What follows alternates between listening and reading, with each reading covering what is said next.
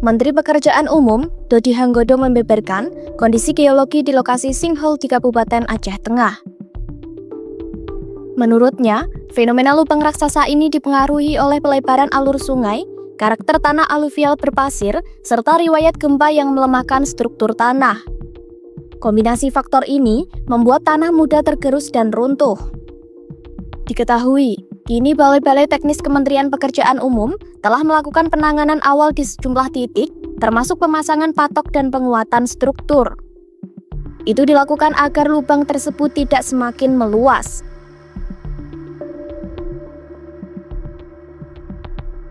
Lebih lanjut, Dodi menjelaskan, masalah utama di lokasi ini adalah kondisi sungai yang melebar dan mengalami pendangkalan. Sementara di sisi lain, jenis tanahnya adalah pasir aluvial yang daya ikatnya rendah sehingga mudah tergerus oleh air. Tak hanya itu, bencana gempa yang terjadi juga memicu keretakan tanah. Ia juga mengungkapkan adanya gua di antara sinkhole dan sungai yang basah, meski keduanya berjarak cukup jauh. Hal ini menandakan adanya rembesan air dari sungai ke dalam tanah. Meski alirannya tidak besar, struktur tanah yang rapuh membuat bagian bawah permukaan mudah amblas dan membentuk lubang besar. Gua ini posisi di tengah antara sinkhole dengan sungai. Gua ini ternyata basah, berarti kan gua ini kan dapat air dari sungai gitu. Walaupun memang nggak terlalu besar, tapi karena memang kondisi tanah sekitar situ memang rapuh, bukan tanah yang keras sekali, sehingga kemudian begitu ada sisipan sungai ya kemudian mulai runtuh gitu loh. Kementerian Pekerjaan Umum masih menunggu hasil kajian teknis rinci yang disusun bersama Universitas Syiah Kuala untuk memastikan penyebab utama dan merumuskan langkah penanganan jangka panjang. Pemerintah menegaskan tidak ingin berspekulasi dan mengutamakan dasar ilmiah. Sambil menunggu hasil kajian, penanganan sementara tetap dilakukan agar lubang tidak meluas dan mengancam permukiman di sekitarnya.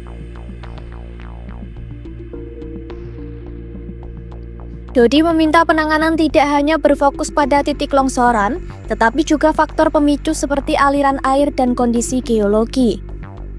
Menurutnya, langkah yang akan dilakukan meliputi grouting, penanganan sungai, dan penguatan di beberapa titik.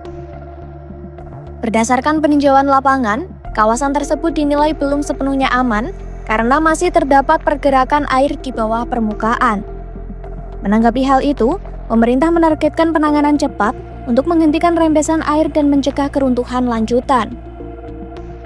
Kementerian Pekerjaan Umum mencatat 2 jalur alternatif di sekitar lokasi. Jalur itu masing-masing memiliki panjang sekitar 1,2 km dan 5,2 km. Pemerintah berupaya menjaga jalur alternatif pertama agar tidak rusak dengan sekitar 80 meter lagi yang harus diselamatkan. Secara teknis, penanganan dilakukan oleh Balai Pelaksanaan Jalan Nasional Aceh. Adapun penanganan itu meliputi langkah pengendalian aliran sungai agar tidak melimpah ke area longsor, penanganan sungai pasangan, serta penutupan dan penguatan area gua yang diduga menjadi jalan masuknya air ke bawah jalur alternatif.